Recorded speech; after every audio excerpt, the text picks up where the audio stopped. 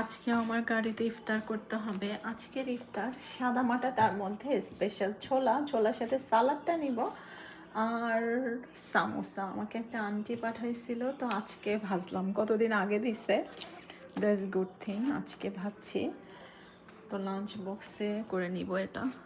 এই বক্সটা থেকে আমার উপকারী হয়েছে শসা, টমেটো, ধনেপাতা, কাঁচামরিচ, না কাঁচা পেঁয়াজ দিছি, একটু কাঁচামরিচ অল্প দেব। তো শসাটা একটু বেশি নেওয়া যায়।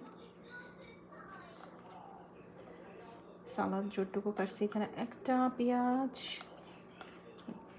এখানে একটা টমেটো, হাফ শসা, ধনেপাতা এগুলো নিলাম।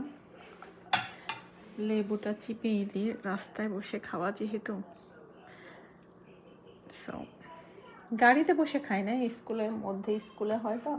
আর আমার ছেলে দেখেন মানে সামোসাটা খাইছে, মধ্যের পুরি খায় না, এটা নাকি তার ঝাল হয়েছে অনেক।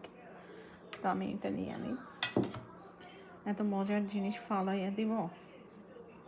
গরমও থাকে, যদিও আমি গরম নেই নাই, ঠান্ডা করেই নিছি। বাট শর্টকাটের মধ্যে সামোসা দুইটা, আমার সামোসা করতে মনে হয় জায়গাই হবে না। যাই হোক, হয়েছে তিনটা। আর জিলাপি ভাজছিলাম, জিলাপি একটু কমই নি, কারণ নিলেই খাওয়া হবে। সো এটার উপরেই ঝালের একটা হাফ। ও খেজুর একটা। এটা আলহামদুলিল্লাহ, এই হলো আজকে আমার ইফতার।